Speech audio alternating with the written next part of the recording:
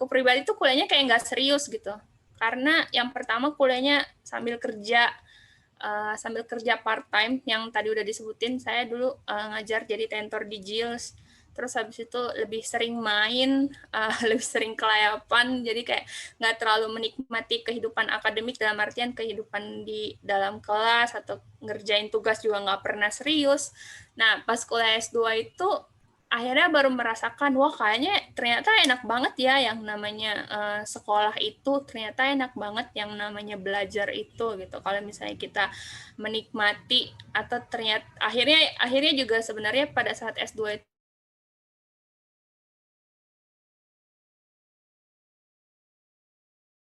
karena jujur di awal-awal masuk teknik industri juga sebenarnya terpaksa gitu. Saya nggak mau masuk teknik awalnya, pengennya masuk kuliah yang lain kayak kuliah HI gitu atau kuliah sastra.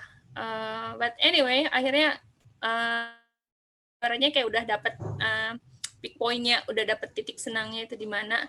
Jadinya setelah lulus kuliah master, akhirnya merasakan tuh yang biasanya anak Erasmus itu suka sebut kayak post Erasmus syndrome.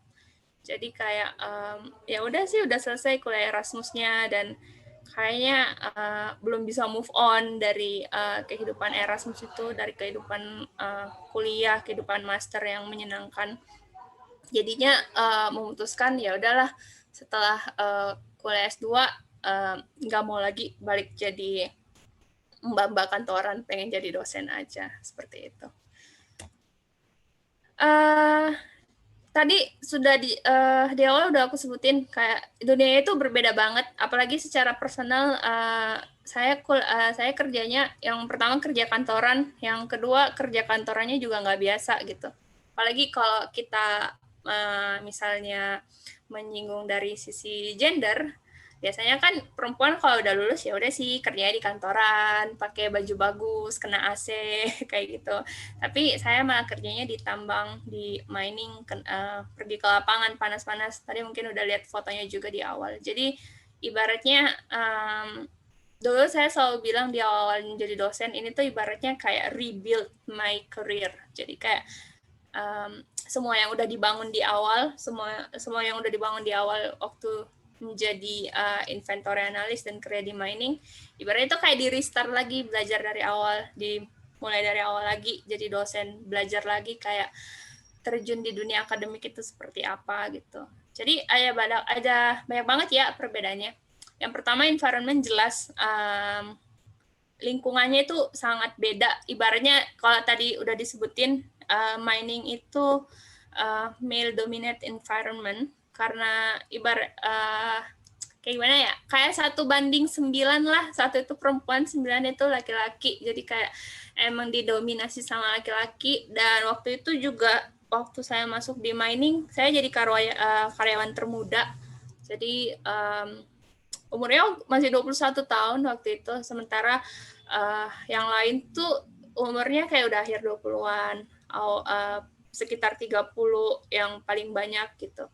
Sementara kalau sekarang itu kerja dia di dosen, ya udah ibaratnya ya walaupun punya coworker juga ya, teman-teman sesama dosen yang background-nya juga lebih variatif, nggak hanya sekedar ngomongin alat berat doang, nggak sekedar ngomongin teknik doang, tapi ada juga dosen dari fakultas-fakultas lain. Dan satu yang unik ya jelas lebih banyak interaksinya sama yang lebih muda. Dalam artian lebih banyak interaksinya juga sama mahasiswa gitu. Jadi lingkungannya jelas beda banget.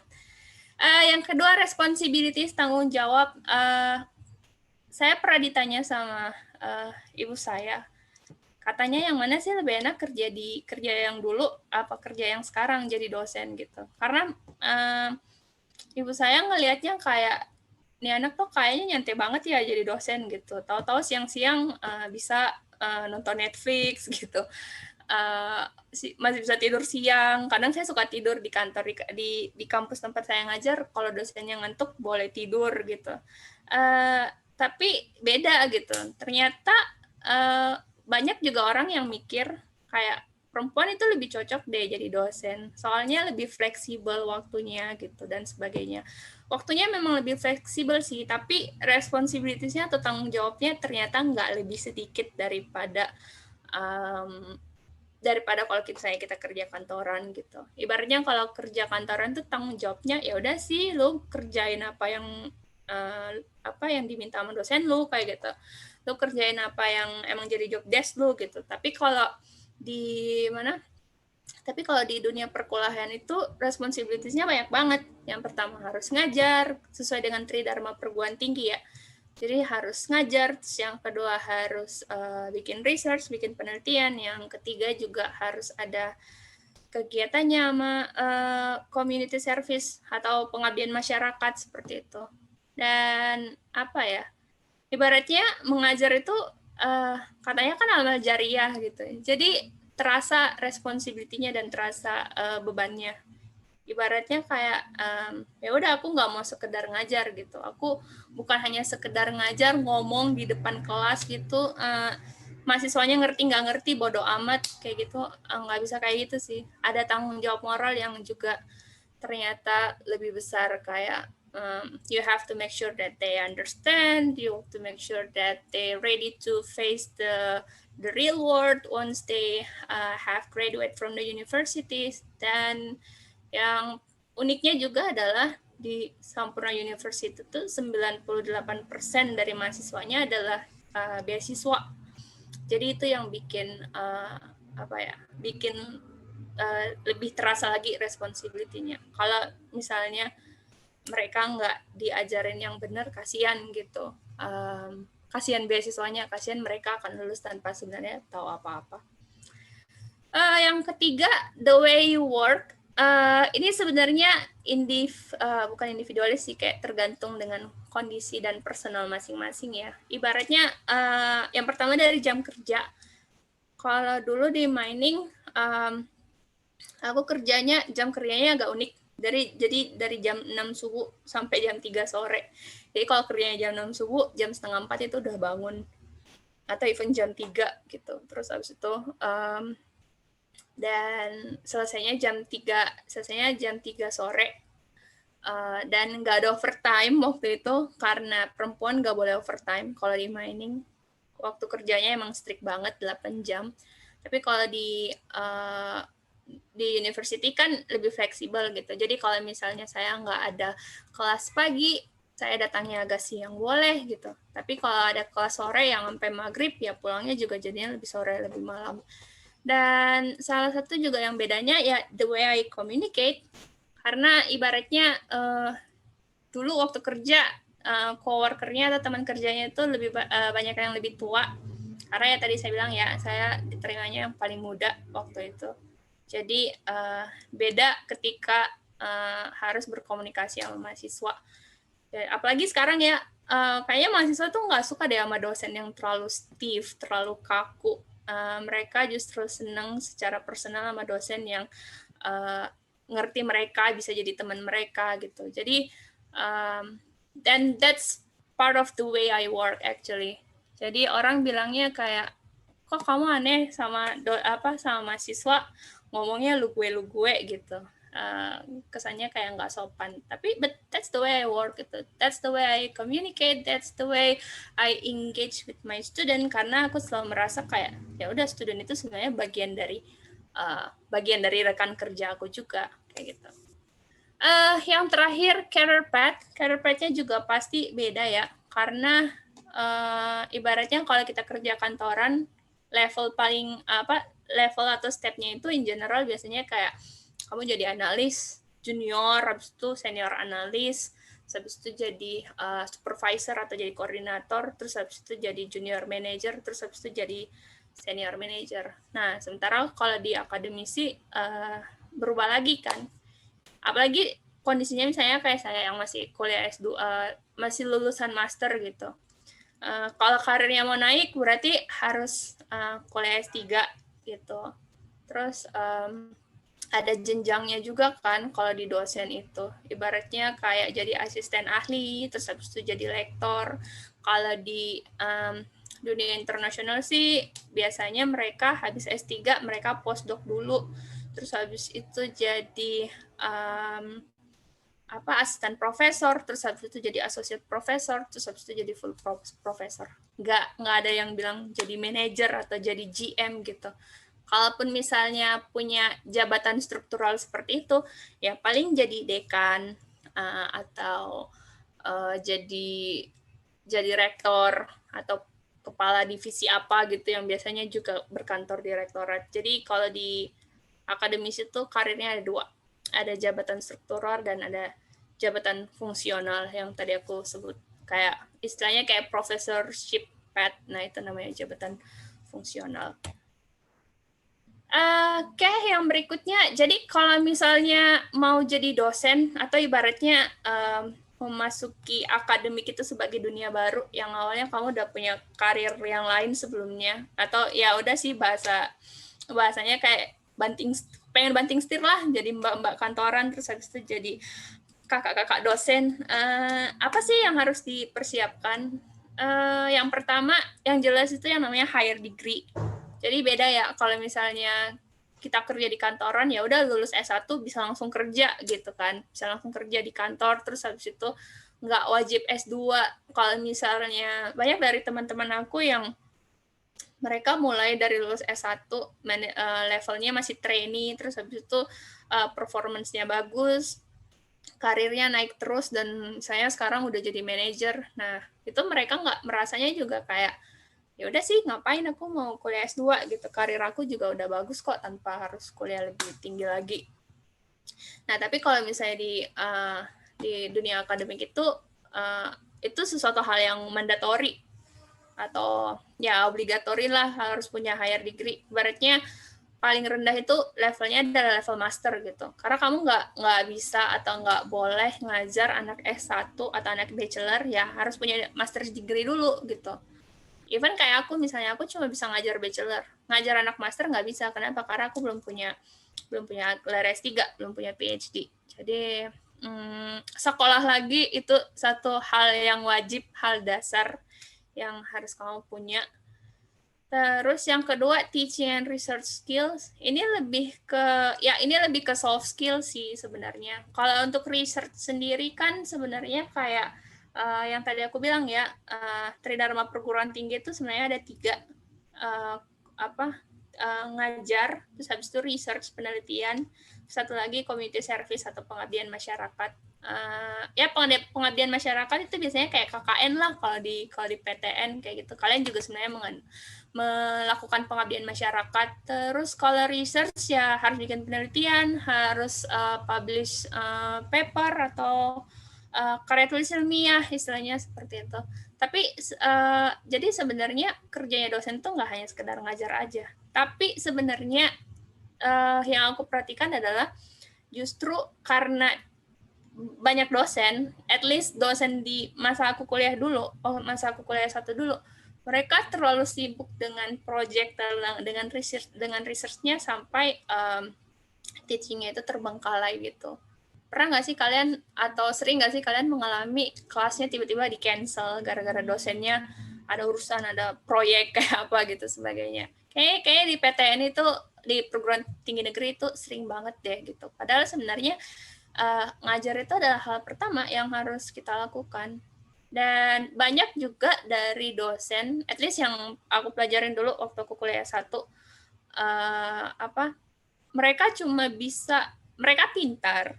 Kalau kita ngelihat dari CV-nya, dosen-dosen itu banyak yang pintar, kuliahnya bagus dari universitas luar negeri yang top 50, top 100 in the world maybe. Tapi giliran mereka ngajar itu, mereka nggak bisa mendeliver ilmunya dengan baik gitu. Kayak dosen ini pintar, dosen ini CV-nya bagus, academic track-nya bagus, tapi kalau dia ngajar aku nggak ngerti dia bilang apa gitu.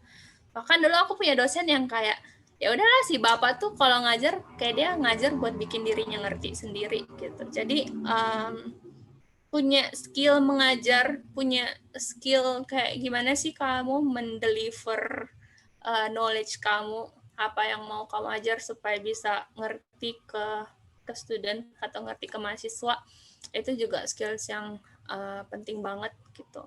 Gak hanya sekedar pintar teori gitu. Yang ketiga, time mental healthness yang tadi juga aku sebutin ya, sebenarnya ada yang bilang kayak dosen itu lebih enak, lebih fleksibel gitu. Tapi sebenarnya setelah aku menjalanin tuh kayak lebih rentan stres gitu, lebih gampang stres dan lebih sering pusing dan sakit kepala.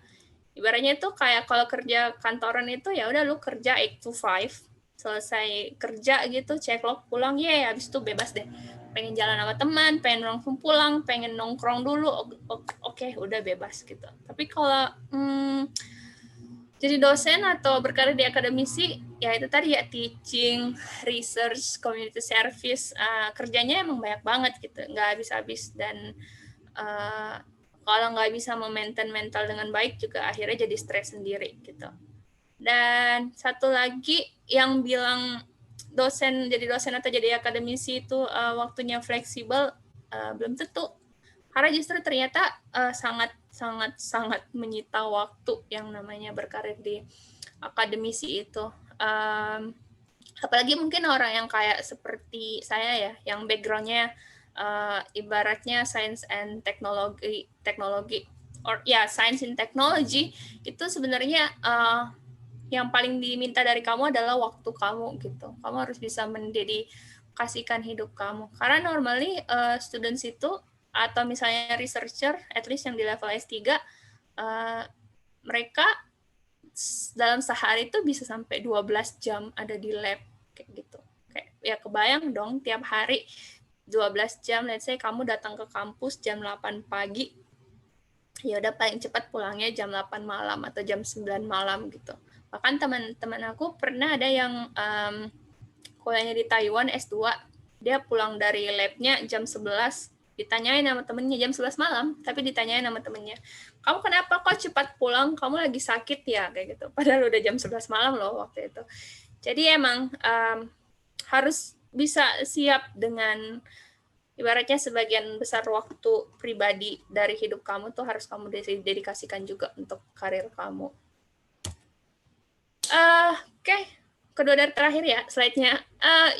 Jadi makanya sering ada pertanyaan, sebenarnya dosen atau professorship path yang tadi aku bilang ya, S2, S3, habis itu postdoc, jadi junior professor dan seterusnya sampai jadi guru besar atau full professor, itu sebenarnya karir yang bagus nggak sih buat perempuan gitu?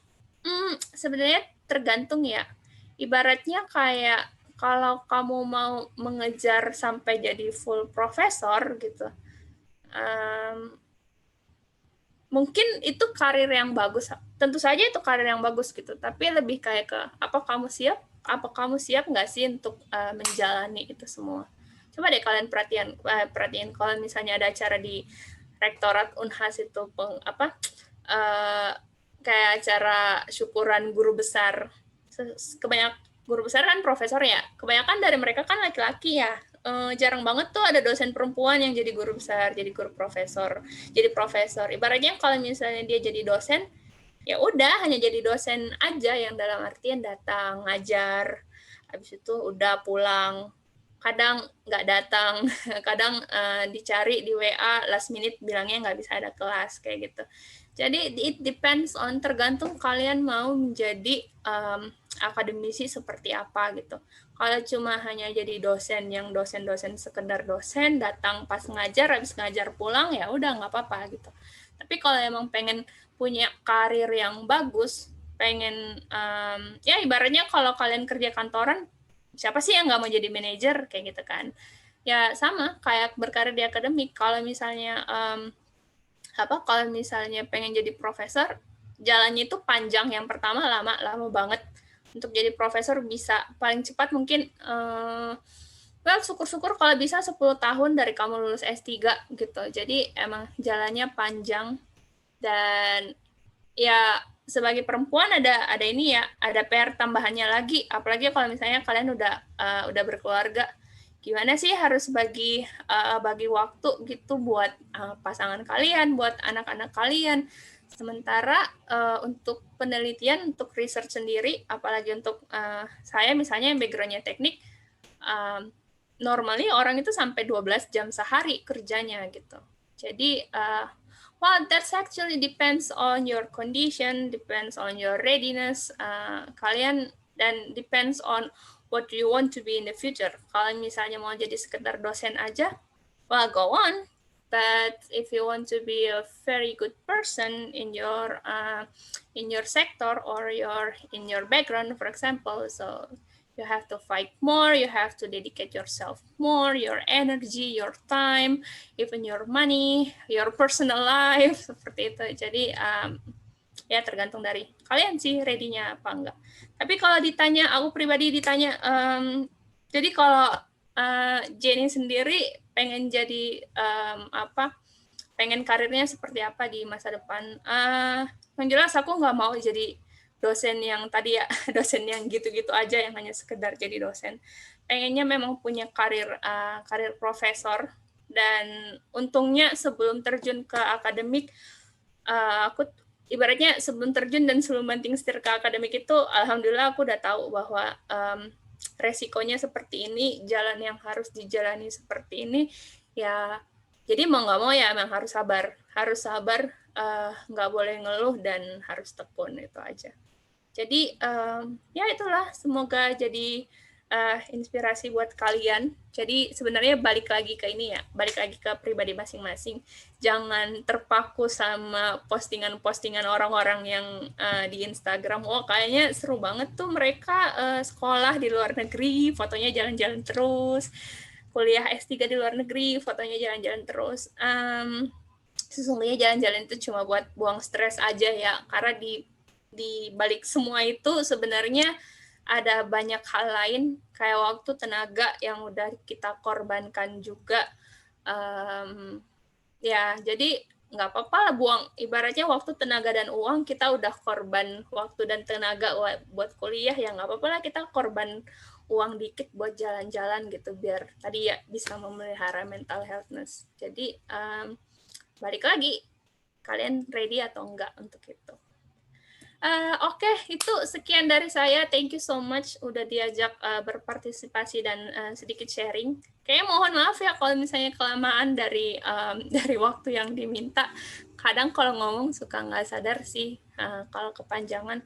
So if you have any questions atau mau bertanya-tanya, mungkin juga feel free banget untuk program Erasmus misalnya. Kalau misalnya kalian belum familiar kuliah pindah-pindah negara itu seperti apa. Ya, feel free aja ya DM di Instagram. Okay, so thank you so much Unhars Career Woman. Thank you Kak Jenny. Itu dia tadi pemaparan materi dari Kak Jenny, benar-benar insightful banget. Dan tadi aku sempat highlight beberapa penjelasan dari Kak Jenny, tips-tipsnya. Yang pertama itu apa sih yang mesti dipersiapkan pada saat kita ingin jadi akademisi kayak Kak Jenny. Yang tadi itu yang pertama pastinya kita harus wajib sekolah lagi, jadi harus take higher education. Terus yang kedua kita mesti punya teaching and research skill, jadi nggak cuma research skill aja, tapi teaching juga. Terus yang ketiga yaitu kita mesti punya kemampuan untuk maintain time and mental healthness kita. Oke, thank you banget Kak Jenny. Setelah tadi dari bidang pendidikan dan akademisi, selanjutnya kita beralih ke bidang penelitian.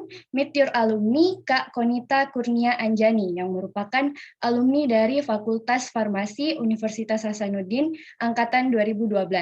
Kak Konita ini menjadi salah satu alumni terbaik pada saat wisuda sarjana dan profesi apoteker. Nah, di usia 25 tahun, Kak Konita sudah berhasil menyandang gelar doktoral atau PhD jurusan farmasi di Queen's University Belfast dengan beasiswa LPDP juga. Saat ini Kak Konita bekerja sebagai peneliti dalam proyek pengembangan sistem pengiriman patch microarray baru untuk obat-obatan jangka panjang dan sedang melanjutkan kembali pendidikan postdoktoral. Kak Konita juga pernah bekerja sebagai asisten peneliti di Queen's University Belfast, PT Sydney Pharma, dan juga asisten dosen ketika masih menjadi mahasiswa di Unhas. Prestasi Kak Konita juga tidak hanya dalam bidang akademik, tetapi juga Kak Konita terlibat aktif dalam kepenulisan jurnal internasional, serta kompetisi nasional internasional di Indonesia maupun di luar Indonesia.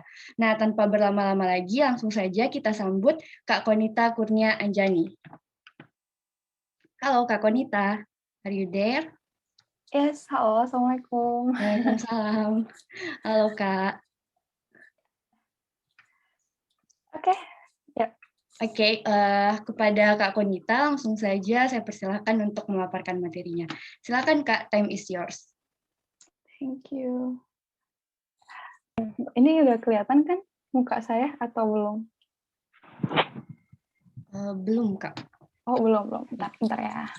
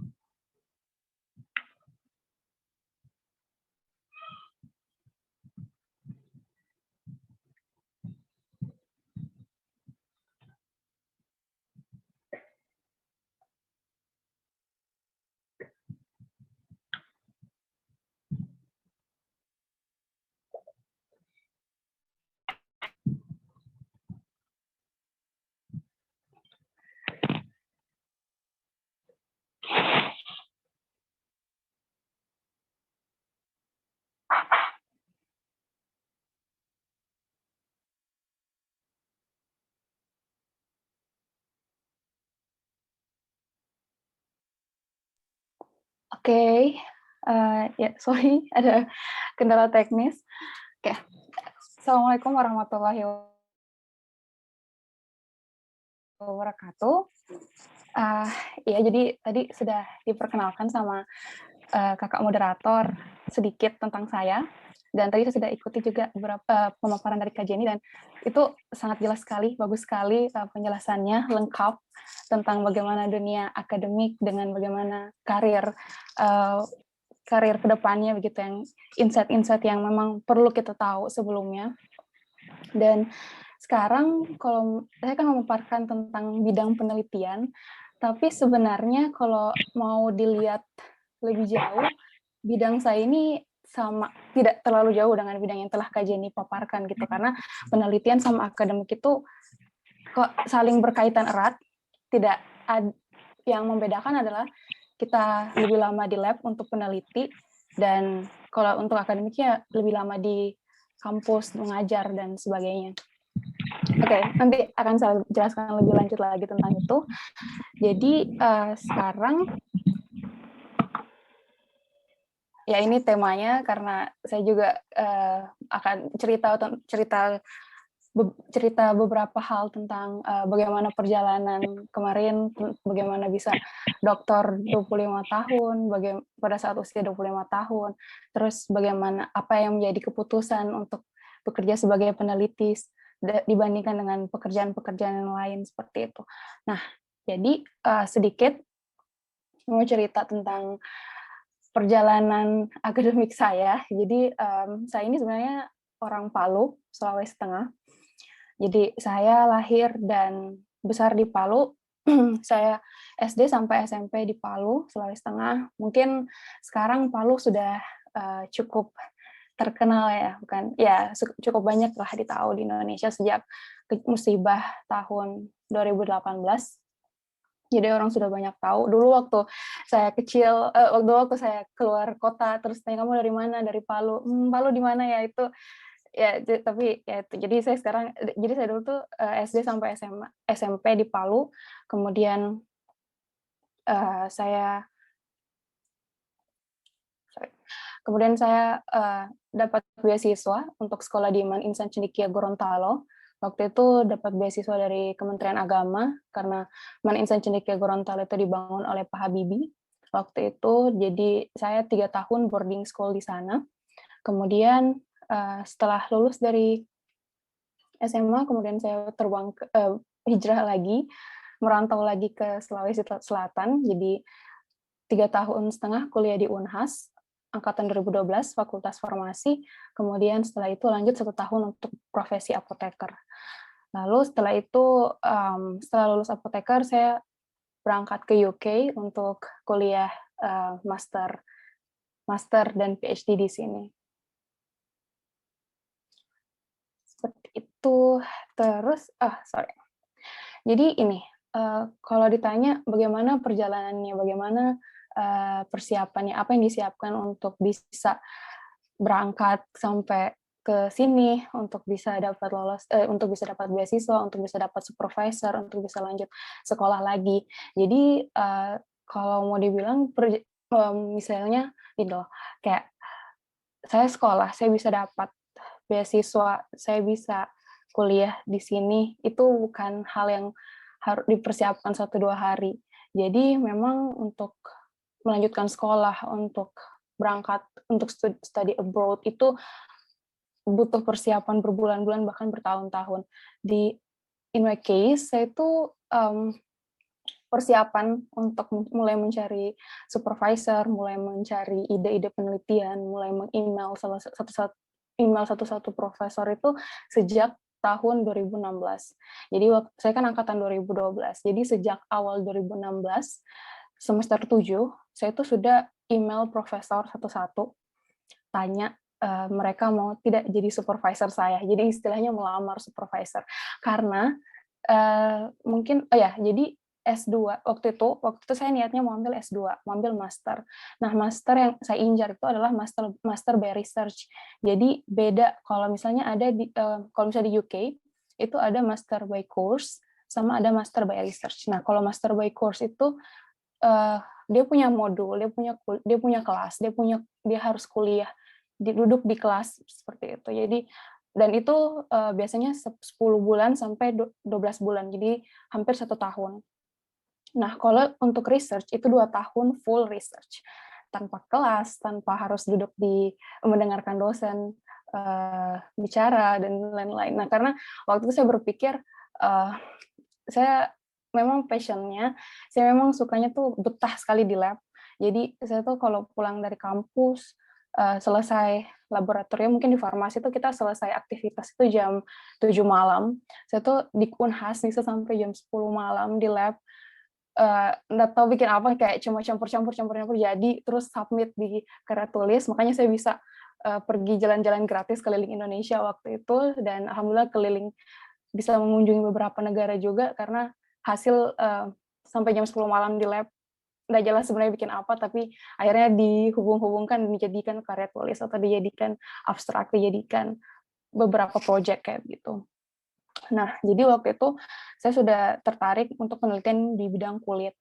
Jadi saya waktu itu berpikir kayaknya saya mau fokus di bidang ini. Saya hubungi beberapa supervisor, ada yang menolak, ada yang menerima, ada yang minta interview, ada yang minta Skype-an untuk tanya rencana proyek saya seperti apa, kayak gitu. Nah, akhirnya 2016 itu di semester 7, saat menyiapkan skripsi, saya sudah dapat surat LOA, tapi masih kondisional, karena waktu itu saya belum punya IELTS. Nah, jadi pertengahan 2016, setelah saya wisuda, saya lengkapi semua dokumen-dokumennya, karena waktu itu ada tiga universitas yang saya tuju, dan semuanya itu beda-beda.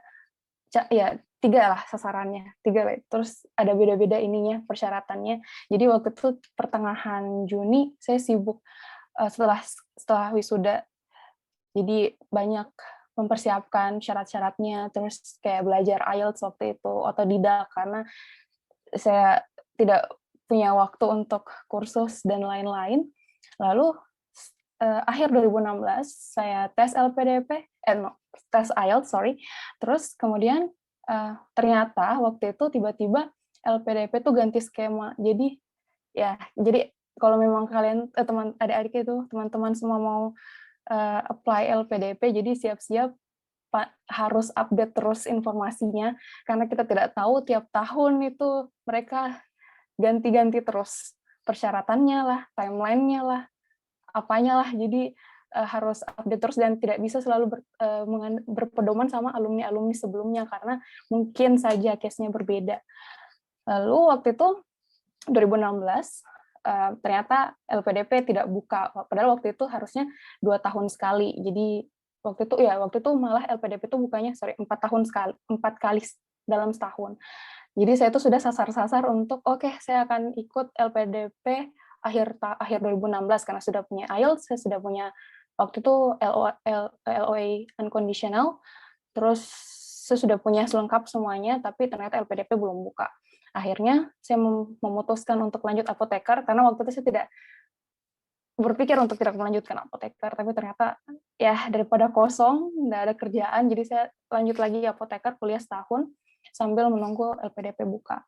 Nah, 2017 sambil apoteker saya juga ikut seleksi LPDP. Waktu itu ternyata skemanya ganti jadi setahun itu cuma 2 kali buka. Nah, pada saat periode pertama LPDP tahun 2017 saya langsung mendaftar, terus ikut, dan alhamdulillah akhir 2017 sudah lulus dan dinyatakan sebagai awardee untuk ikut PK dan lain-lain. Lalu Juni 2018 saya berangkat ke sini sebagai master student waktu itu. Oke, lalu jadi ya sedikit ceritanya. Jadi kalau misalnya ada yang bertanya dan mungkin sudah pernah kemarin dimuat di identitas tentang dokter di usia 25 tahun, bagaimana caranya dan lain-lain. Itu kalau mau ditanya tentang tips and tricks, saya malah bilangnya semua itu kayak keajaiban dan pertolongan Allah sih sebenarnya, karena saya juga tidak tahu ternyata jalannya seperti ini gitu. Jadi waktu pertama kali datang 2018 bulan Juni, saya gabung di research group yang profesornya itu adalah yang pemegang. Jadi saya tuh gabung di research group yang isinya tuh anak-anak PhD sama postdoc. Jadi waktu saya datang, saya itu adalah satu-satunya master student, sebagai master student yang datang untuk gabung di situ. Jadi environment saya itu semua itu postdoc, semuanya itu PhD. Nah, waktu itu ternyata saya itu adalah master student pertama dari profesor itu. Jadi katanya belum pernah ada yang apply sebagai master student, baru saya. Jadi saya datang dan saya adalah orang pertama sebagai master waktu itu. Dan jadi begini, kalau di UK itu ada sistemnya diferensiasi. Jadi setiap even itu PhD student, jadi dia datang sebagai PhD, dia itu harus lolos tahun pertama lolos ujian diferensiasi. Jadi di ujian diferensiasi itu kayak sidang yang kita diserang, kita harus mempertahankan proyek kita harus mempertahankan hasil kita. Nah, jadi untuk mahasiswa PhD, mereka harus ikut ujian itu. Kalau lolos, mereka bisa langsung lanjut sebagai PhD student. Tapi kalau tidak, mereka downgrade sebagai master. Jadi mereka akan pulang dengan ijazah master. Nah, itu jadinya kemarin supervisor saya bilang, setelah melihat evaluasi 3 bulan pertama saya, supervisor saya bilang, Konita, kayaknya kamu ini deh bisa lanjut, bisa ikut ujian diferensiasi. Terus waktu itu saya langsung berpikir, aduh, kayaknya enggak deh, kayaknya saya datang ke sini kan sebagai master, jadi harusnya saya selesai juga sebagai master, begitu. Jadi saya juga enggak mau ambil resiko apa-apa. Terus kata supervisornya, kayaknya enggak, kamu nggak ambil resiko apa-apa, toh juga kalaupun tidak lulus diferensiasi, ya kamu tetap master, tidak terjadi apa-apa begitu. Terus saya kayak, tapi kayak banyak lah itu pergolakan sampai yang kayak 1 bulan galau, ini mau lanjut apa tidak, itu mau ikut diferensiasi apa tidak, saya juga tidak sanggup diserang kayak ujian seperti itu. Tapi kan di sini even master pun kita tetap ada ujian tahunan gitu. Tiap tahun kita direview apakah kita sanggup bertahan atau memang harus pulang. Jadi kayak ada eliminasi lah kayak Indonesian Idol gitu. Nah, jadi kemarin itu akhirnya memutuskan untuk lanjut diferensiasi, jadi kayak nothing tulus. Nah, ya udah ikut saja begitu. Terus setelah ikut diferensiasi itu betul-betul tough yang kayak apa ya, 1 jam diserang habis-habisan sama panel. Jadi ada dari beberapa ada 2 orang panelis, terus kita ditanya-tanya tentang ini penelitian mau apa, ini mau dibawa kemana, dan bagaimana kita penguasaan kayak general knowledge-nya, terus knowledge tentang farmasi itu sendiri, tentang penelitian itu sendiri. Akhirnya ternyata lolos. Ternyata saya lulus diferensiasi itu. Terus abis itu bingung, kayak waduh lulus.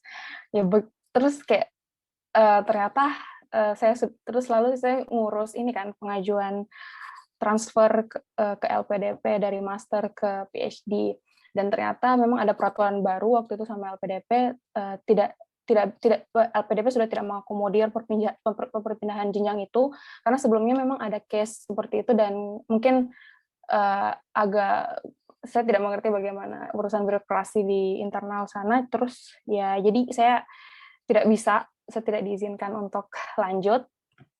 Lalu supervisor saya bilang, kamu sayang sekali kalau nggak lanjut, jadi tetap aja lanjut tahun kedua, biar LPDP tanggung sampai tahun kedua, tahun ketiga supervisor saya yang cover kayak gitu. Itu pertolongan Allah lagi.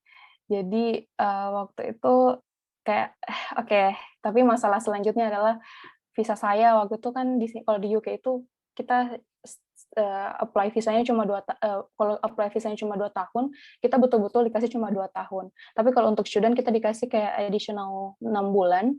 Nah, jadi saya tuh cuma punya visa 2 tahun 6 bulan. Waktu itu juga sempat galau, sempat bermasalah di kampus karena visa saya master, terus saya lanjut PhD tanpa ada perpanjangan visa dan lain-lain. Jadi ya saya sama supervisor saya betul-betul take risk. Jadi waktu itu saya selesai 2,5 tahun, kalau tidak saya dideportasi. Jadi intinya kayak begitu. Jadi banyak sekali dramanya di balik dokter usia 25 tahun. Jadi itu yang betul-betul yang kayak harus selesai 2 tahun, berapa bulan harus selesai sebelum 2 tahun 6 bulan itu. Jadi seperti itu ceritanya. Ya, jadi bukan apa ya, jadi memang saya lulus doktor itu tanpa gelar master. Saya transfer ke dokter tanpa gelar master. Jadi memang ada beberapa apa ya, keajaiban yang memang tidak bisa dijelaskan kayak secara sistem, karena sistem di tiap negara itu beda, dan sebenarnya sistem ini juga kalau dibawa ke Indonesia juga agak biasa orang, dan saya juga butuh waktu untuk menjelaskan sepanjang itu kalau orang bertanya kenapa bisa dokter usia 25 tahun. Seperti itu. Nah, jadi penelitian saya di sini itu tentang microneedle technology, tentang untuk orang, jadi bagaimana bisa obat itu sampai ke tubuh manusia melalui kulit, karena ini penelitian ini berdasarkan pengalaman pribadi saya. Jadi mama saya itu nggak bisa minum obat, tablet, pil, kapsul, mama saya itu sama sekali nggak bisa. Jadi mama saya itu kalau mau minum tablet itu harus digeprek dulu, harus diserbukan dulu, baru dia mau minum obat. Sedangkan obat itu tidak semua bisa dihancurkan. Ada obat yang memang pelepasannya harus diusus, lepasnya harus diusus, atau harus di tempat lain setelah lambung. Makanya nggak boleh hancur begitu sebelum sampai di mulut.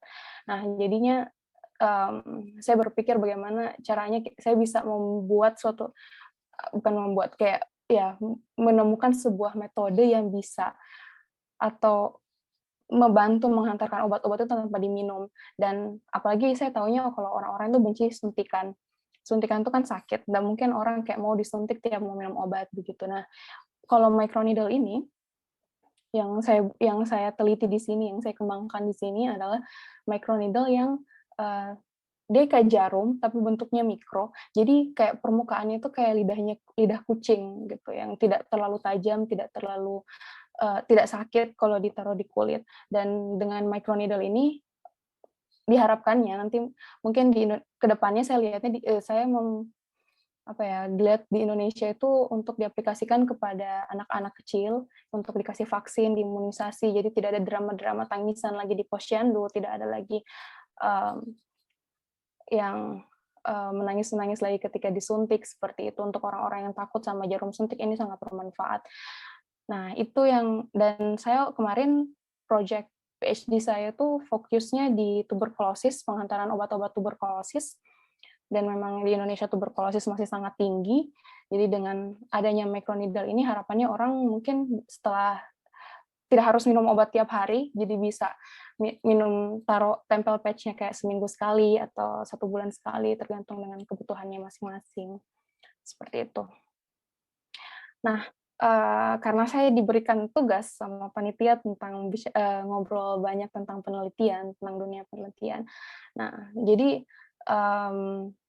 kita tuh sebenarnya dunia penelitian ini, dunia research itu sebenarnya butuh lebih banyak peneliti, karena peneliti itu cuma dari data yang saya baca itu baru 30% dari 100% peneliti di dunia itu adalah perempuan, 70%-nya laki-laki. Di lab saya pun mungkin ya cuma ada hampir 50% perempuan, tapi tidak begitu banyak, 47-48%, sisanya adalah laki-laki. Jadi mungkin karena laki-laki itu memang ada penelitiannya juga kalau laki-laki itu stamina-nya lebih bagus, daya tapi sebenarnya daya imunitas wanita itu lebih bagus daripada laki-laki dari segi anatominya. Nah, jadi sebenarnya katanya ini sebenarnya masalah keputusan sih, sebenarnya perempuan lebih condong lebih banyak mau jadi peneliti atau lebih banyak mau jadi dan bahkan lebih banyak juga yang mau jadi ibu rumah tangga.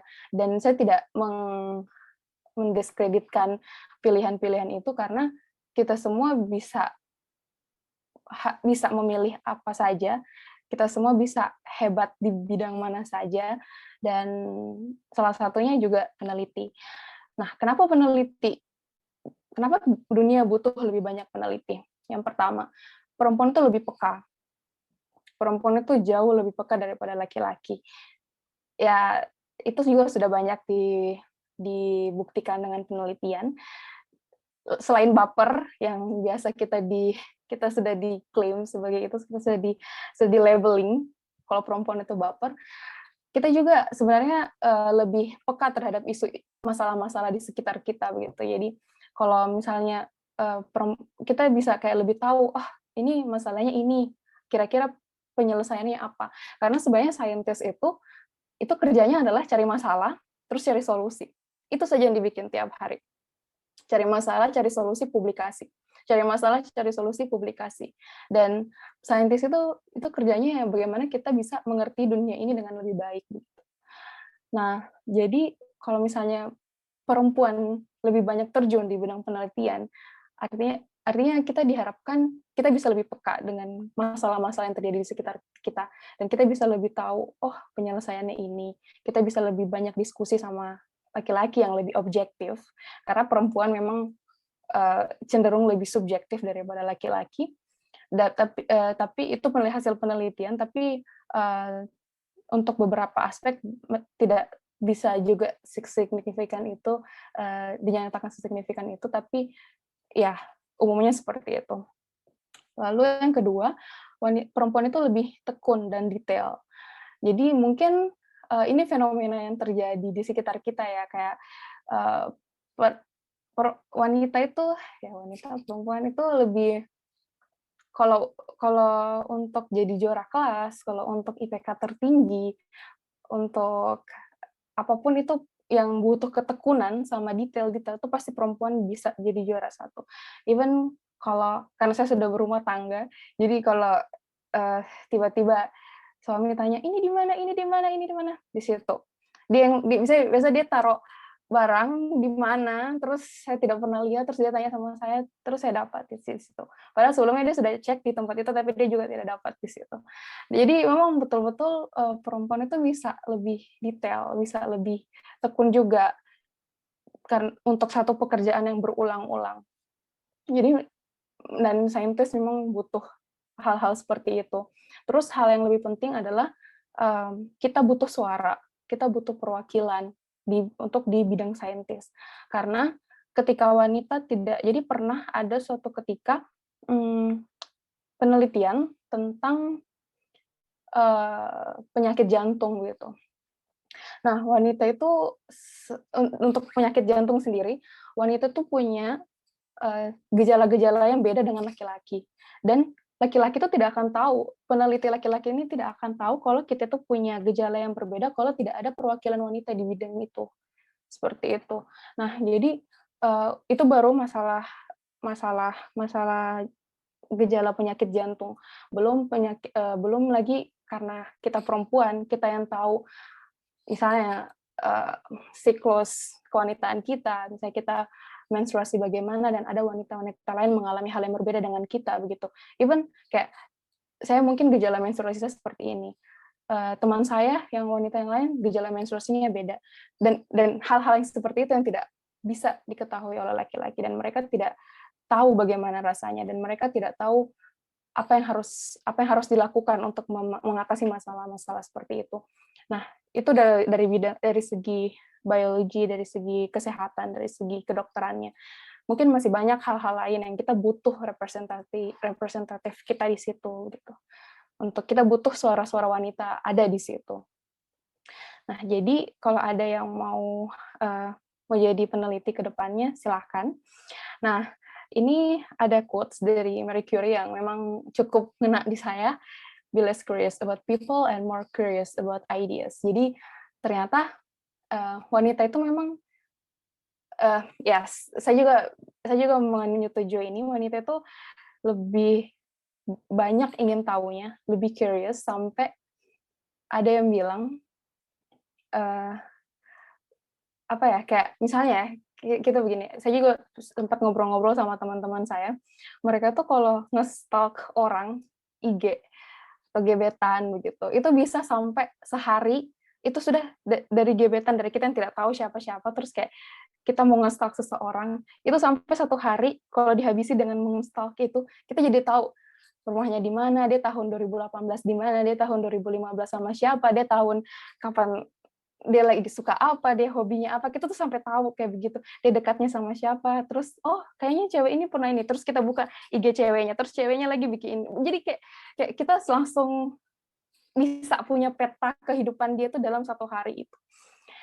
Dan jadi sampai suami saya bilang gini, ya cewek itu kalau mau tahu kalau ingin tahu sesuatu itu betul-betul yang deep, yang betul-betul yang even ya bukan peneliti, kita udah bicara tentang penelitian tentang wanita pada umumnya, itu betul-betul yang harus sedetail itu. Dan ya sudah, wassalam nih kalau misalnya dia punya istri terus dia peneliti, selesai mi apa-apa, karena ya sudah bukan detail lagi, sudah kayak akar-akarnya sekecil mikroba itu yang dilihat di dosa-dosanya, bukan yang lihat di sosial media, tapi dosa-dosanya itu kelihatan kayak begitu. Jadi tapi ya kita punya kemampuan itu, kita punya skill itu, jadi kenapa kita harus menggunakan curiosity kita itu untuk orang lain?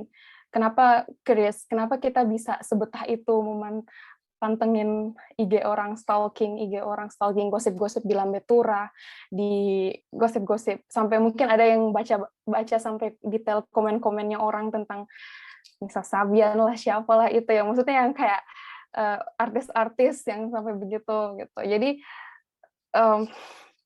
kenapa kita tidak gunakan curiosity kita itu untuk idea? Kenapa bukan untuk mencari solusi, untuk cari masalah, terus cari juga jalan keluarnya apa? Seperti itu. Jadi kalau ditanya wanita dan cita-cita, terus kita bisa apa, terus yang ideal untuk wanita apa? Ya, saya akan menjawab, kita bisa jadi semuanya. Kita bisa ada di setiap bidang. Kita bisa mau jadi peneliti, mau jadi akademisi, mau jadi engineering, mau kerja di bidang engineering, terus mau jadi ibu rumah tangga, mau jadi entrepreneur atau apapun itu, kita bisa hebat di bidang itu kalau memang kita tekun, kalau memang passion kita di situ. Dan kita harus cari environment yang memang mendukung kita untuk mencapai cita-cita kita itu. Karena sekali lagi cari environment, cari lingkungan yang betul-betul dukung kita untuk bisa capai apa yang kita mau sesuai dengan passion kita, daripada.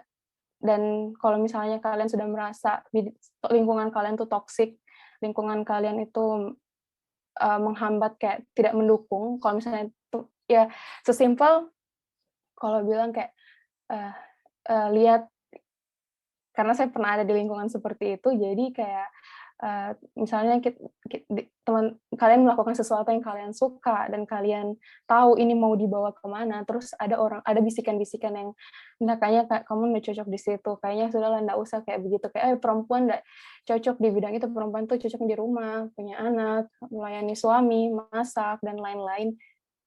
Udah, stay away from that environment. Jadi jauhi, cari lingkungan yang lebih sehat, cari lingkungan yang lebih positif yang bisa dukung kalian berteman sama orang-orang yang sama-sama mau maju, sama-sama mau berkembang, supaya kita juga bisa sama-sama berkembang dengan orang-orang itu.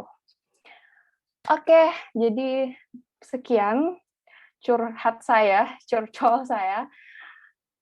Terima kasih untuk perhatiannya, terima kasih sudah mau mendengarkan. Jadi kalau misalnya ada yang mau ditanyakan, silakan bisa hubungi saya, mau tanya-tanya tentang PDP, tapi mungkin karena sudah 3 tahun yang lalu, jadi mungkin sudah tidak relevan lagi. Tapi kalau mau tanya-tanya, mau diskusi tentang penelitian, tentang bidang farmasi, atau kolaborasi untuk sains dan lain-lain, feel free.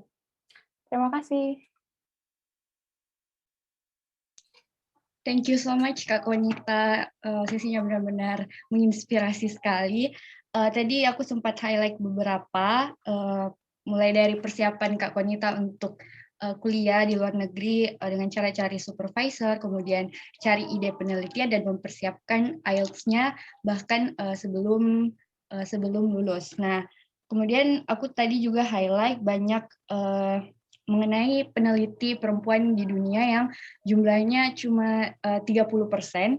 Nah, jadi buat teman-teman yang misalnya memang ingin jadi peneliti seperti Kak Konita, semoga tadi alasan-alasan kenapa peneliti perempuan ini dibutuhkan itu bisa membantu teman-teman ke depannya, karena di mana perempuan itu lebih peka, kemudian perempuan itu lebih tekun dan lebih detail, terus perempuan juga dibutuhkan sebagai representasi di dunia penelitian, dan yang terpenting perempuan bisa menjadi apapun yang mereka inginkan. Terima kasih banyak Kak Konita.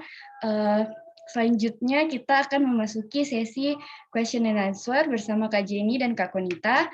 Sebelumnya kami sudah menerima banyak pertanyaan dari teman-teman pada saat melakukan registrasi, karena banyak pertanyaan dan pemateri tidak bisa menjawab semuanya, jadi sistemnya bakal seperti undian, diundi. Di sini terdapat 11 pertanyaan, jadi masing-masing dari Kak Jenny dan Kak Konita memilih 5 dari 11 pertanyaan. Nanti dimulai terlebih dahulu dari Kak Jenny, lalu dialihkan ke Kak Konita dan kembali lagi ke Kak Jenny. Setelah sesi pertama ini selesai, para pemateri akan menjawab pertanyaan yang diberikan oleh teman-teman peserta, baik itu melalui fitur chat box maupun dengan fitur raise hand. Nah, jadi teman-teman yang ada di forum bisa mempersiapkan pertanyaannya mulai dari sekarang dan akan dijawab di akhir sesi. Oke, untuk Kak Jenny bisa mulai milih antara kotak 1 sampai 11. Yang pertama, my lucky number 9. 9. Oke. Oke, pertanyaan pertama untuk Kak Jenny. Do you agree with statement better language, better career? Langsung jawab nih. Iya, boleh Kak. Oke, terima kasih ya siapapun yang bertanya, karena jawabannya relate, pertanyaannya kayaknya relate banget sama aku pribadi. Jadi agree atau enggaknya, I extremely agree that language is really important. Sebenarnya nggak cuma ini ya, nggak cuma hanya sekedar ya udah sih yang penting bisa bahasa Inggris gitu, jadi bisa gampang keluar negeri apa dan segala macam. Karena sebenarnya bahasa itu nggak hanya sekedar atau sebatas menyelamatkan kamu kalau misalnya kamu mau kuliah ke luar negeri gitu, atau kalau misalnya kamu pengen punya karir research yang berarti harus banyak baca literatur dalam bahasa Inggris gitu, banyak baca banyak penelitian dalam bahasa Inggris. Tapi ini juga sebenarnya nggak menutup hanya sebatas di bahasa Inggris saja ya, karena pengalaman aku pribadi, karena aku kuliahnya di program Erasmus 3 negara. Awalnya sebelum aku berangkat pun aku berpikir yang kayak ya udahlah nggak usah belajar bahasa Spanyol gitu, santai aja. Dulu aku masih beranggapan dengan masih punya pemikiran bahwa semua bule itu pasti bisa bahasa Inggris gitu. Jadi nanti setelah kuliah datang di Spanyol, ternyata mereka nggak bisa bahasa Inggris, pindah ke Latvia juga nggak bisa, bahkan negara semaju Jerman pun juga nggak bisa bahasa Inggris gitu. Mostly paling hanya di kalangan akademisi aja, tapi kalangan profesional waktu misalnya saya penelitian untuk tesis, karena tesisnya kebetulan di pelabuhan di Port of Hamburg, jadi saya pindah dari Berlin pindah ke Hamburg. Semua data perusahaannya atau data pelabuhannya itu pakai bahasa Jerman. Jadi itu salah satu fase yang paling toughful, yang paling challenging sebenarnya di dalam fase 2 tahun saya kuliah S2 dulu, karena ibaratnya saya mau ngerjain tesis pakai bahasa Inggris aja empot-empotan gitu, apalagi ini harus pakai referensi dan harus pakai literatur juga dalam bahasa lain seperti itu kan. Dan apa ya, di situ sempat ada, bukan penyesalan sih, di situ juga sempat ada fase ketika saya bilangnya kayak tahu gini kuliahnya di English speaking country aja, kayak di UK atau di Australia, kayaknya mana-mana aja deh, nggak ada masalah, nggak ada drama-drama bahasa kayak gitu kan. Tapi tapi akhirnya balik lagi, dari awal juga emang pengen kuliah di Eropa daratan dan pengen kuliah program Erasmus karena salah satunya emang pengen belajar bahasa juga gitu. Dan waktu selesai kuliah karena saya sempat kerja juga di Jerman hampir setahun sebelum akhirnya balik ke Indonesia. Itu berarti juga bagian dari karir ya, walaupun waktu itu belum berkarir akademik. Susah sih untuk bertahan di kamu mau berkarir di satu negara, apalagi bukan English speaking country, tapi nggak bisa bahasanya gitu. Dalam artian, walaupun mungkin misalnya waktu aku kerja di Jerman dulu, company-nya multinational company, tapi ya tetap aja itu di Jerman gitu. Dan mostly mereka mungkin untuk orang yang levelnya udah tinggi dan udah lama kerja di sana, ya mereka bisa bahasa Jerman, dan itu jadi jadi barrier juga buat saya buat berkembang karena terkendala untuk bahasanya gitu. Jadi penting banget. Jadi kalau misalnya kalian mikir kayak aduh malas lah belajar bahasa Inggris, susah gitu, percayalah untuk orang yang udah pernah merasakan belajar segala macam bahasa Inggris itu gampang banget, sangat-sangat gampang dibandingkan sama bahasa lain. Even sekarang di Indonesia ya, karena balik ke Indonesia, saya kerja di Sampurna University, dan kebetulan karena universitasnya adalah International University, bahasa sehari-harinya di kantor atau di kampus itu bahasa Inggris, ngajarnya pakai bahasa Inggris, dan otomatis nggak hanya sekedar bahasa Inggris yang daily conversation aja kan, ibaratnya kita perlu tahu technical terms-nya, apalagi saya walaupun saya kayak S1-nya teknik industri, S2-nya supply chain, tapi sekarang ngajarnya itu kebanyakan kayak operation research yang relate sama matematika, dan banyak sekali akhirnya istilah-istilah matematika yang harus saya pelajarin gitu demi bisa survive mengajar mereka dalam bahasa yang bukan bahasa ibu kita. So yes, definitely better language, better career. Dan satu lagi tambahan poin tadi, bahasa Inggris aja kayaknya nggak cukup deh, kalian harus bisa bahasa lain juga selain bahasa Inggris gitu. Oke, thank you so much Kak Jenny atas jawabannya. Selanjutnya untuk Kak Konita bisa Iya. bisa pilih dari kotak nomor 1 sampai kotak nomor 11. Domba-domba kayak ini kayak ikut Kak kuis apa? Ya, nomor 1. Oke, nomor 1. Oke, untuk Kak Konita, apa saja mimpi dalam pendidikan atau mungkin kalau untuk Kak Konita konteksnya mimpi dalam penelitian atau kerjaan yang belum tercapai? Oke, jadi kalau untuk mimpi dalam pekerjaan yang belum tercapai, itu masih banyak sekali sih list yang harus saya coret karena apa ya? Ya saya kan masih baru mulai sekali. Jadi bulan Januari kemarin saya berangkat ke Belfast untuk postdoc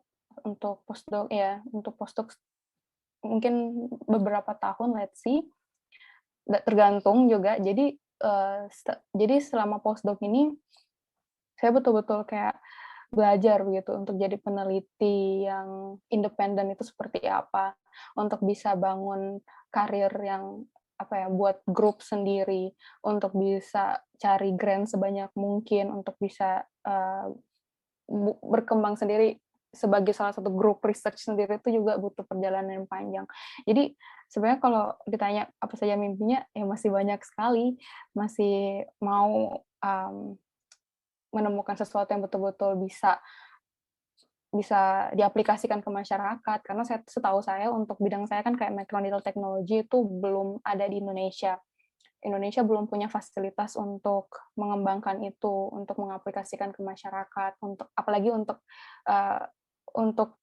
masyarakat bisa dapat itu secara gratis itu belum ada dan mungkin masih jauh daripada itu. Jadi mimpinya itu bagaimana yang paling besar dari beberapa mimpi-mimpi yang paling besar itu bagaimana caranya supaya apa yang sudah saya pelajari di sini saya bisa bawa ke Indonesia, saya bisa bantu untuk develop itu, untuk bikin itu settle, terus kayak kerjasama kolaborasi sama peneliti-peneliti yang ada di Indonesia untuk bikin itu bisa bermanfaat untuk Indonesia kayak gitu. Thank you Kak Konita. Selanjutnya untuk Kak Jenny, bisa pilih lagi Kak selain nomor 9. 7. Oke, 7. Untuk Kak Jenny, how to get scholarship to study abroad and how to chase our career in education field. Okay, thank you yang udah bertanya soal how to get scholarship to study abroad. The first and the most important thing is to apply. Karena nggak mungkin ya kalian nggak akan dapat beasiswa loh kalau misalnya nggak apply. Jadi biasanya suka lihat orang yang kayak, kayaknya enak deh kuliah ke luar negeri, seru banget sih mereka kuliah ke luar negeri. Tapi kalau kalian hanya sekedar mengagumi aja atau atau kayak tadi ya katanya Kak Konita hanya sekedar stalking IG-nya aja gitu, tapi nggak coba juga merasakan euforianya jadi scholarship hunter, ya kalian nggak akan dapat kayak gitu. Tapi kalau ditanya step-nya, kurang lebih sama mungkin kayak yang tadi dijelasin sama Kak Konita. Yang pertama emang harus coba tes IELTS dulu. Karena ibaratnya ya udah kalau nggak ada IELTS nggak bisa ngapa-ngapain, nggak bisa apply beasiswa, nggak bisa apply kampusnya juga karena itu syarat mutlak gitu. Aku pribadi waktu mau mulai perjalanannya menjadi scholarship hunter juga takut banget sih sama yang namanya tes IELTS itu, soalnya udah mahal, kayaknya susah. Syukur-syukur kalau sekali kayak one hit gitu langsung dapat skor yang bagus. Kalau ternyata enggak kan berarti harus retake lagi, harus wasting time, wasting money, wasting energy kayak gitu. Tapi ingat sih yang namanya kayak ibaratnya itu pepatah bilang kayak the first always be the hardest part. Jadi emang IELTS emang paling susah, tapi kalau misalnya kalian udah bisa melewati itu, udah bisa menjalani, it doesn't mean that the next step will be easier, but at least it will be less tense. Jadi kayak tekanannya akan lebih gampang. Ibaratnya kamu udah bisa punya akses kampus kemana aja, kamu udah bisa akses beasiswa apa aja, dan sisanya ya udah balik lagi opsinya adalah keterima nggak keterima gitu. Karena itu tadi ya, yang penting udah apply, yang penting kalian apply. Masalah diterima nggak terima ya itu masalah lain gitu, atau ya masalah rezeki. Tapi kalau kalian nggak apply ya kalian nggak akan pernah tahu, dan kalian nggak akan pernah terima, dan nggak akan pernah tahu rasanya seperti apa. Dan ya udah sih, selamanya cuma bisa mengagumi Instagram orang lain aja kayak gitu. And how to chase our career in education field. Tadi sebenarnya sepertinya udah dijelasin ya pas sesinya aku, how to chase. Yang penting sebenarnya punya niat dulu, karena sama ya seperti Kak Konita juga, bedanya mungkin tadi kalau misalnya ngomongin karir sebagai dosen itu kayak lebih jabatan struktural, dan kalau Kak Konita kan udah lebih ke fungsional ya, karena udah masuk di level postdoc. Soon semoga bisa cepet-cepet jadi profesor, amin ya. Jadi ibaratnya bebannya itu ada dua gitu, beban fungsional sama beban struktural. Kebayangkan kayak jalan yang harus dijalanin itu seperti apa gitu. Jadi yang penting niatnya dulu. Biasanya kan kita hanya sekedar yang kayak, ya Allah pengen deh jadi dosen gitu, atau pengen deh ke luar negeri, pengen kuliah S3 gitu. Tapi sebenarnya kalian harus tahu dulu dua beban besar ini yang kalian jalani itu akan seperti apa nanti. Jadi harus tahu dulu, harus nawa itu dulu, harus meniatkan dulu, karena dua-duanya saling berhubungan dan dua-duanya juga punya bebannya masing-masing. Jadi insya Allah kalau sudah punya niatnya, udah tahu jalannya, dan udah ibaratnya juga kayak udah tahu bidangnya mau ngapain ya. Beda kalau misalnya kayak S1 kan masih myriad banget, masih luas banget. Kayak misalnya Kak Konita farmasi, ya udah mungkin hanya sekedar oke, kuliah farmasi gitu. Tapi semakin tinggi jenjang karir kamu, atau ya itu tadi career in education atau career in academic, itu harus lebih spesifik lagi. Jadi kamu sebenarnya pengennya di mana sih, kayak gitu. Ibaratnya kayak aku juga mungkin teknik industri kan banyak banget ngomongin produksi, ngomongin produksi, kita ngomongin data analisis juga, bahkan kita belajar juga tentang fisiologi tubuh manusia gitu. Jadi kita sebenarnya yang gak kalah penting juga selain niat adalah kamu tahu kamu mau, ibaratnya mau dibawa kemana sih hidup kamu gitu, di bidang apa kamu pengen mendedikasikan hidup kamu gitu. Karena ibaratnya aku biasanya suka berpikir bahwa akademik dan edukasi itu ibaratnya kayak ya udah lu benar-benar nyemplungin diri kamu di situ lah. Ibaratnya mau tenggelam, biasa kan opsinya ada dua, mau tenggelam apa mau berenang gitu. Ini mau nggak mau kamu harus berenang gitu, no matter what, apapun yang terjadi. Karena ibaratnya once you decide to stop, itu susah kalau misalnya kamu mau banting setir lagi. Beda kalau misalnya aku ya yang awalnya kerja kantoran, banting setir dari dosen, oke lah. Apalagi teknik industri, mostly juga sebenarnya akan lebih baik kamu punya karir industri dulu sebelum jadi dosen gitu. Tapi kalau misalnya kamu udah kuliah sampai PhD, terus habis itu udah sampai postdoc juga, terus habis itu kayak kayaknya nggak cocok deh di akademi, gue pengen balik kerja lagi, kerja kantor, itu akan susah banget, akan sangat susah. Bahkan bisa aku bilang kayak hampir nggak ada perusahaan yang nerima orang yang levelnya udah PhD atau levelnya udah postdoc, karena dipikirnya ya udah kamu akan lebih cocok jadi peneliti, kamu akan lebih cocok kerjanya jadi researcher, jadi akademik gitu. Kayaknya kerja industri kamu nggak cocok gitu, kamu nggak punya pengalaman di situ soalnya. Jadi itu tadi ya, yang penting niat. Terus yang kedua, kamu tahu beban kamu apa yang bakal kamu jalanin, apa challenge-nya. Terus yang ketiga ya, kamu tahu apa yang mau kamu lakukan, kayak gitu.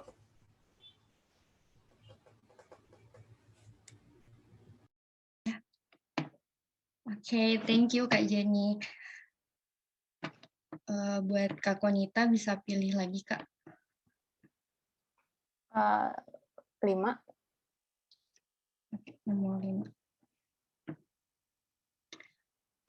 Untuk Kak Konita, do you ever got tired on learning something and really need a break? How you overcome it and get that learning spirit back? Oke.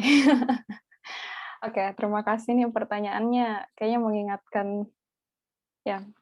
Jadi memang akhir-akhir ini sedang capek-capeknya tentang penelitian di lab. Terus kalau misalnya ini bicara tentang PhD, oke, jadi kalau waktu kemarin pas PhD itu betul-betul yang karena saya kan cuma punya waktu singkat. Jadi kan di sini memang orang normalnya tuh selesai PhD 3 sampai 4 tahun. Nah, di case saya itu malah 2,5 tahun tuh harus selesai. Apapun yang terjadi harus selesai. Jadi betul-betul yang kerja dari jam 7 sampai jam 11 malam. Jadi saya tuh muka saya tuh sudah dihafal sama security gedung, karena kan di sini jam 11 malam tuh semua harus keluar, semua nggak boleh ada yang di lab, harus keluar semuanya. Nah, saya tuh sampai jam 11 malam, sampai kayak, "Jam berapa mau pulang? Jam berapa mau pulang? Ini sudah jam 11, ini sudah jam 11." Jadi kayak betul-betul dihafal gitu mukanya. Nah, baga jadi kalau ditanya pernah capek, selalu capek. Jadi waktu itu kemarin betul-betul yang 2 tahun itu exhausted, yang betul-betul capek, secapek-capeknya. Terus habis itu yang setelah 2 tahun, jadi saya 2 tahun, Januari 2020 itu selesai penelitian, selesai kegiatan di lab. Terus dari Februari, no. Oh ya, Februari sampai Juni itu menulis paper, ada beberapa paper yang harus ditulis. Terus setelahnya itu sampai Oktober tulis chapter sama persiapan Viva. Nah, itu betul-betul yang kayak saya tuh harus menulis 8 chapter. Jadi kalau mau chapter itu apa, Kak? Jadi 8 bab, yang satu bab itu kayak satu skripsi kalau S1. Jadi yang betul-betul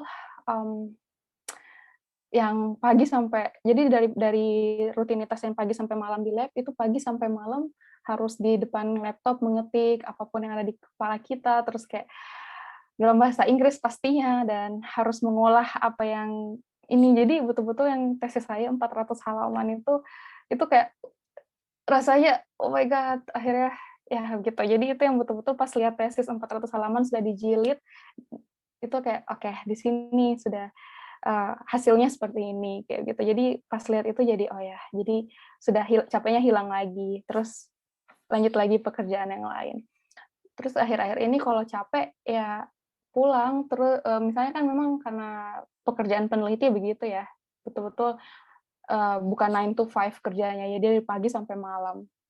Apalagi kalau misalnya memang harus sampling yang per jam, per menit, itu betul-betul yang memang harus dikutui, terus dibikin gitu.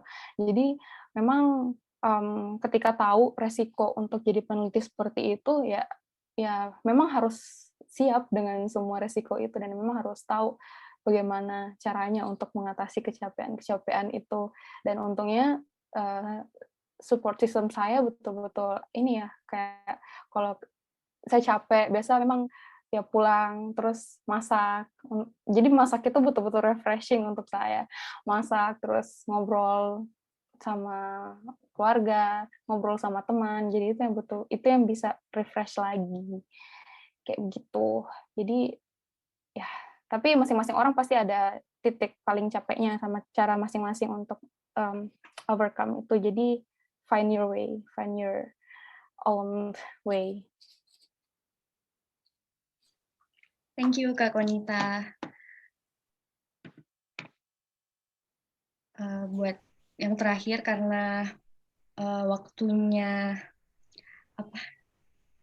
nggak cukup, jadi tadi kan 5 pertanyaan, Kak. Jadi sekarang sisa 3 saja. Cuman perlu jawab 3. Jadi ini pertanyaan yang terakhir, Kak. Oke. Nomor 3 aja deh. Oke, untuk Kak Jenny, what's the biggest challenge you face when you were study abroad? Banyak ya, kayaknya apalagi aku kuliahnya dulu Erasmus, kayaknya tiap semester ada aja paling dramanya gitu. Biggest challenge yang pertama pasti masalah shock culture, terutama di masalah bahasa, karena ya itu tadi awalnya aku berpikir yang kayak ya udahlah nggak usah belajar bahasa Spanyol gitu, toh juga semua bule pasti bisa bahasa Inggris. Ternyata ya oke, di kalangan kampus emang pada bisa bahasa Inggris gitu, tapi kan kita kehidupan nggak cuma di kampus aja kan, ada kehidupan di luar kampus misalnya butuh ke supermarket atau kemana kayak gitu. Jadi bahasa Inggris pasti masalah yang paling pertama.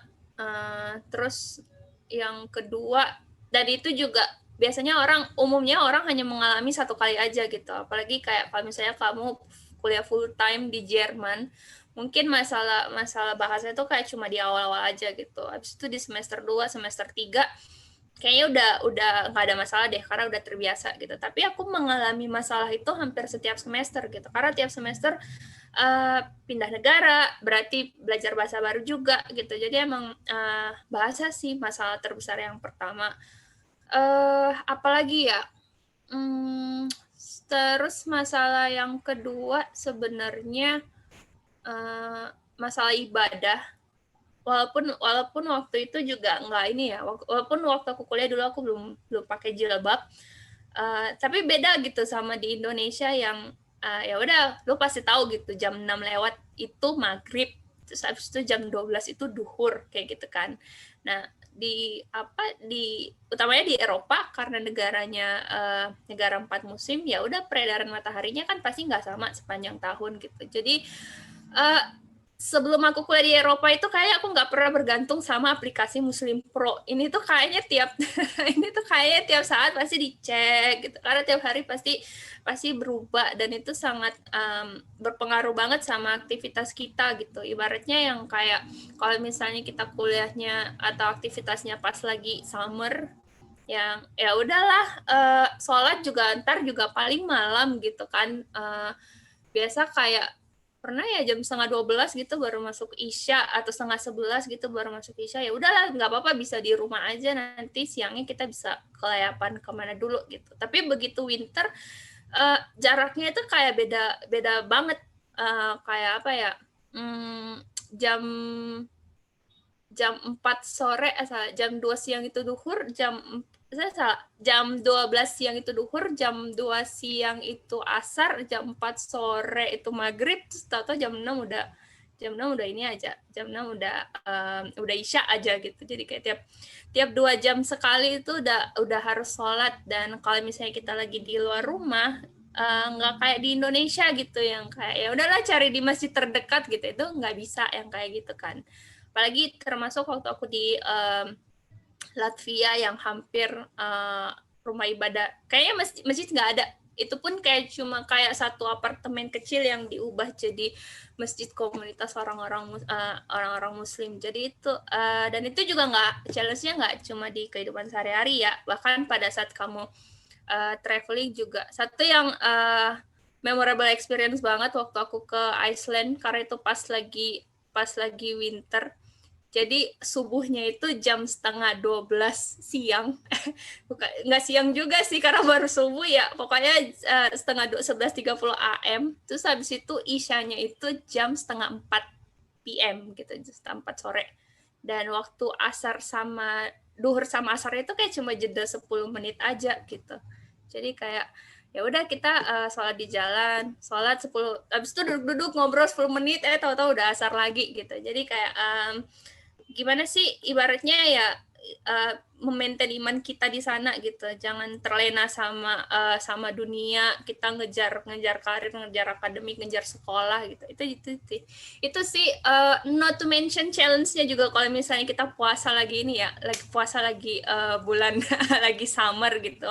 Kalau mungkin di Australia sekarang mereka puasanya bentar banget kayak cuma 10 jam gitu, tapi di Eropa bahkan kayaknya sampai sekarang pun ya puasanya lama gitu, bisa sampai 20 jam. Dulu waktu di Latvia malah bisa sampai 21 jam gitu. Jadi kayak sadar nggak sadar cobaan iman itu nggak hanya sekedar lihat pemandangan, maaf ya, misalnya kayak cowok tuh lihat cewek pakai baju seksi gitu, tapi dari personal kita sendiri gimana kita maintain ibadah kita juga susah gitu.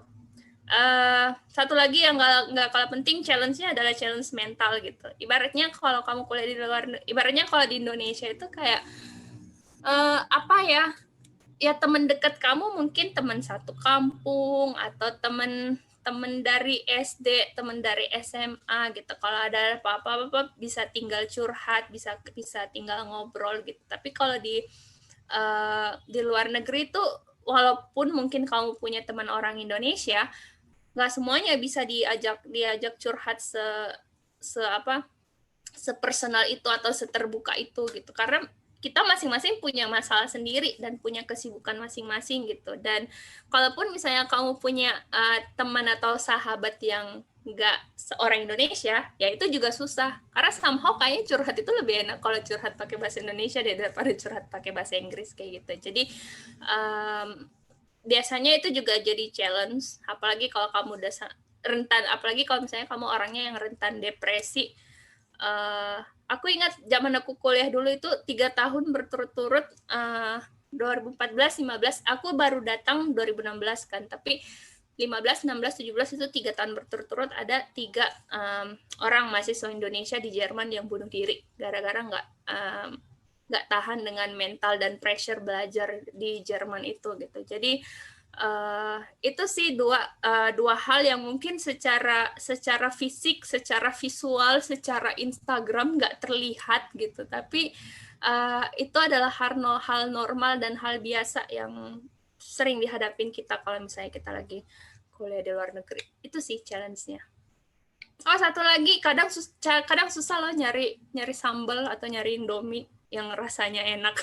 Biasanya cuma Indomie yang rasa-rasa standar aja kayak gitu. Udah, itu aja.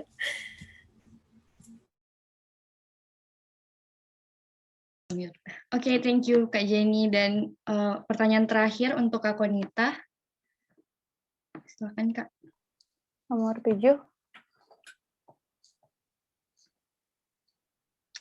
Oke, untuk Kak Konita, what motivates you to continue your education abroad, and how do you overcome feelings of doubt or insecure when you want to achieve your dreams or goals?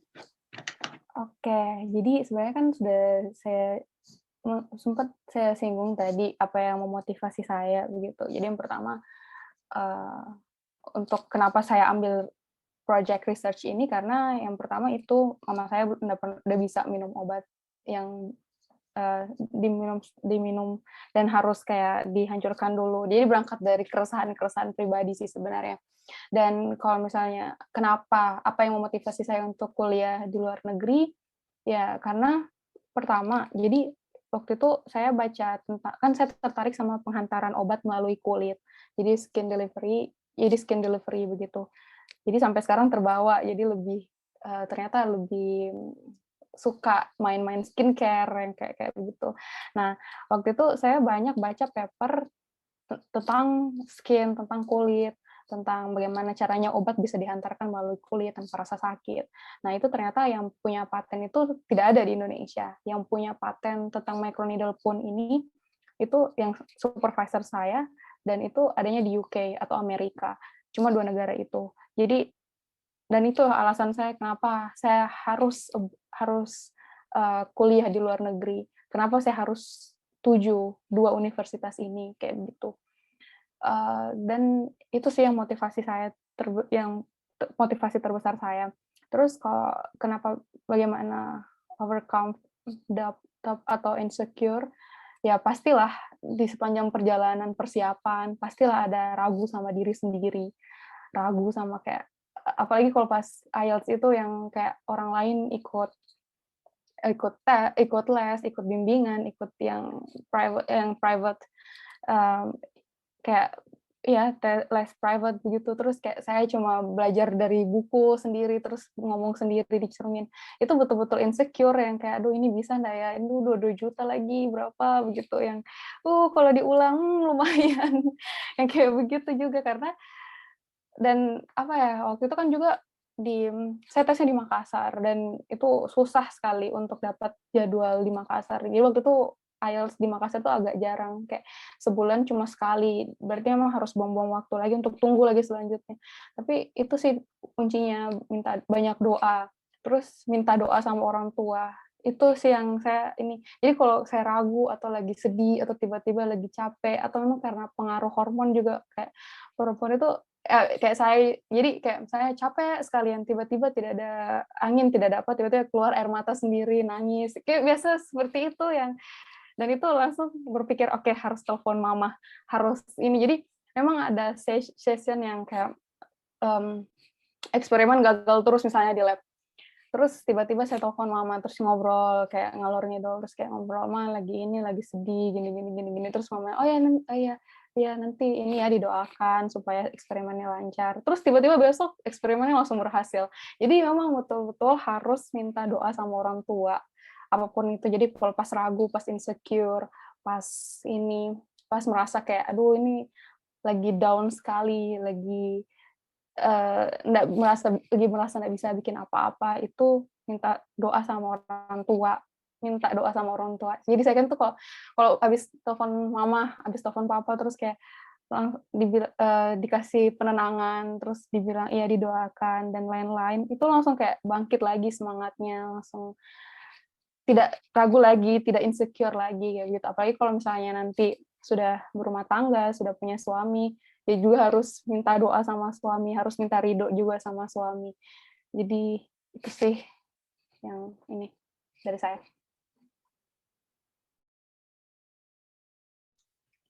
Thank you so much Kak Konita atas jawabannya. Nah, baiklah kita sudah sampai di penghujung acara hari ini. Sangat menyenangkan bisa mendapatkan ilmu dari alumni perempuan Alma Mater Unhas yang pastinya sangat memotivasi dan menginspirasi. Sebelum menutup pertemuan virtual kita pada hari ini, saya persilahkan kakak-kakak sekalian untuk memberikan closing statement berupa pesan-pesan untuk teman-teman mahasiswi yang saat ini masih kuliah, masih berjuang untuk meraih mimpi-mimpinya dan berniat berkarir menjadi akademisi atau peneliti seperti kakak-kakak. Saya persilahkan terlebih dahulu kepada Kak Jenny. Silakan Kak. Oke, thank you ya sebelumnya Unhas Karir Women buat kesempatannya untuk sharing. Pesannya apa ya? Nggak ada sih yang spesifik. Sebenarnya yang pertama mungkin gara-gara setelah dengar ini jadi kepikiran banyak. Tapi jangan overthinking yang pertama.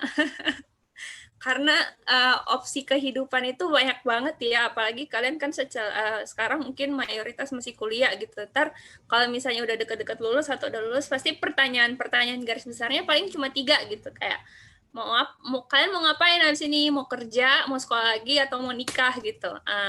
Itu cabangnya baru 3 loh, nanti banyak lagi cabang-cabangnya di balik itu kan. Jadi jangan overthinking duluan, tapi nggak ada salahnya sih dari sekarang kalian mau mikir untuk mempersiapkan itu kalian pengen jadi seperti apa gitu.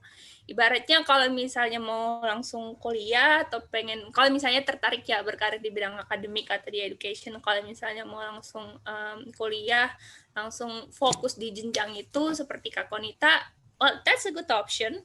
Tapi kalau misalnya kalian mikir juga ya udah saya pengen punya pengalaman kerja dulu atau apa, itu juga bagus gitu. Yang penting kamu punya target dan kamu tahu gitu kalau misalnya kamu mau menjalani itu seperti apa dan seberapa lama. Seberapa lama dalam artian kayak misalnya kayak aku ya udah aku mau kerja dulu gitu. Nanti habis itu baru aku lanjut kuliah lagi, baru aku jadi dosen kayak gitu. Jadi jangan overthinking karena kayaknya anak zaman sekarang dikit-dikit overthinking ya. Tapi nggak ada salahnya sih dipersiapkan dari sekarang, dipikirin matang-matang. Ya udah sih itu aja, sisanya ya dinikmati gitu. Banyak orang, apalagi kita yang perempuan ya, suka banget banyak yang berpikir bahwa ngapain sih harus sekolah lagi atau apa, ngapain sih harus kuliah tinggi-tinggi gitu, atau bahkan kayak adik aku malah kadang dia suka ngomongnya sarkastis gitu. Kalau misalnya aku kan lagi proses pengen lanjut S3 lagi, dia tuh suka bilang, tolong itu belajar terus kok kerja. Karena dia mikirnya kayak kuliah tuh capek, belajar itu capek. Masa lu nggak capek sih? Kita aja liatnya capek gitu. Tapi ya gitulah, sama mungkin kayak Kak Konita juga udah postdoc. Wah, aku kebayang sih capeknya kayak gimana gitu kan. Aku aja yang belum S3 aja udah merasa overwhelmed duluan gitu. Tapi ya balik lagi, kalau kalian senang menjalaninya, itu nggak akan, walaupun orang lain bilangnya kok kayak berat, pusing gitu, ribet gitu, tapi nggak ini sih, nggak akan capek sih gitu. semakin challenging justru kalian kayak semakin menantang gitu. Kalau biasa-biasa aja, kalau mediocre aja tuh kayaknya kayak kalian tuh kayak nggak ngapa-ngapain gitu. Kayak kok nyantai banget sih, kok nggak menantang sih dunia akademik ini gitu. Karena emang ritmenya seperti itu. Jadi prepare yourself karena itu adalah perjalanan yang panjang di akademik itu, di education itu. Jadi karena panjang jadi nggak ada salahnya juga kalian nyiapin dari sekarang. Thank you so much buat Kak Jenny atas closing statement-nya. Selanjutnya silakan Kak Konita. Oke, terima kasih sudah disediakan wadah ini sama Unhas Career Women. Jadi apa ya, closing statement-nya itu tadi dari Kak Jenny sudah merangkum semuanya. Jadi nanti saya takutnya repetisi kalau mengulang-ulang. Jadi sudah on point dengan apa yang kayak semuanya sudah disebutkan sama Kak Jenny. Cuma saya mau mau tambahkan sedikit kalau jangan, ya memang kita kan banyak overthinking, ya memang itu nature-nya kita, tapi apa ya, jangan anggap hidup itu lomba lari. Jadi kita itu punya timeline kita masing-masing, kita punya goal masing-masing, kita tahu passion kita di mana. Yang penting kita tahu passion kita di mana. Jadi ketika kita tahu, jadi hidup itu kan kayak apa ya, ketika kita tahu passion kita di mana, kita tahu tujuan kita apa.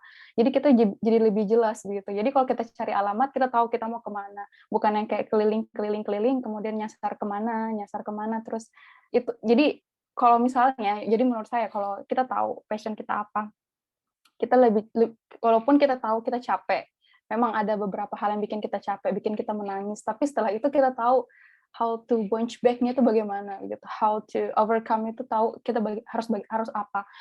Jadi ya itu, jadi pertama yang paling penting tahu passion teman-teman itu apa, mau fokus di bidang mana, mau coba apa dulu, terserah silahkan. Dan even kalaupun teman-teman, saya yakin teman-teman itu mau di bidang manapun pasti bisa bersinar kalau passion-nya di situ. Jadi kalau passion itu kan yang kita lakukan, tapi kita kayak tidak terbebani. Kita suka melakukan itu. Kayak kita misalnya ada orang passion-nya itu baca buku misalnya atau menulis, dan dia tidak akan capek dengan itu. Tidak kayak tapi ada juga sih orang yang bermasalah kalau passion-nya stalking, passion-nya tuh stalking, buka sosmed yang menghabiskan waktu di situ tuh masalah juga sih menurut saya. Jadi jadi bagaimana caranya kita bisa seimbang. Nah, bagaimana caranya kita bisa mengejar passion, bisa seimbang dalam hidup, terus kita tahu apa yang kita mau. Jadi itu. Semangat semuanya, banyak berdoa. Selain bekerja keras juga harus banyak berdoa, harus banyak berbuat baik juga, karena apapun ketika kita banyak membantu orang, sesuatu yang kebaikan-kebaikan itu akan datang sendiri kepada kita. Ya, seperti itu. Terima kasih. Terima kasih buat Kak Konita closing statement-nya. Itu tadi pesan-pesan dari pemateri kita pada hari ini. Semoga bisa memotivasi niat dan tekad teman-teman semuanya. Last but not least, bagi teman-teman yang belum mengaktifkan kameranya, diharapkan untuk mengaktifkan kameranya, dan kita akan mengabadikan webinar Meet Your Alumni Series ini dengan moment of stay connected. Oke, mungkin bisa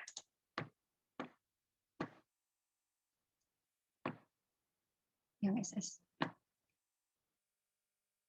Oke.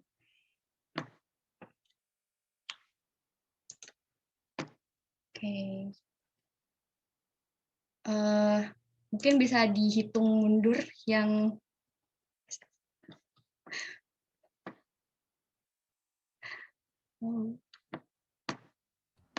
Oke, in 3, 2, 1, smile.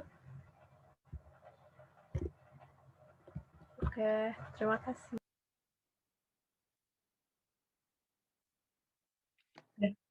Udah.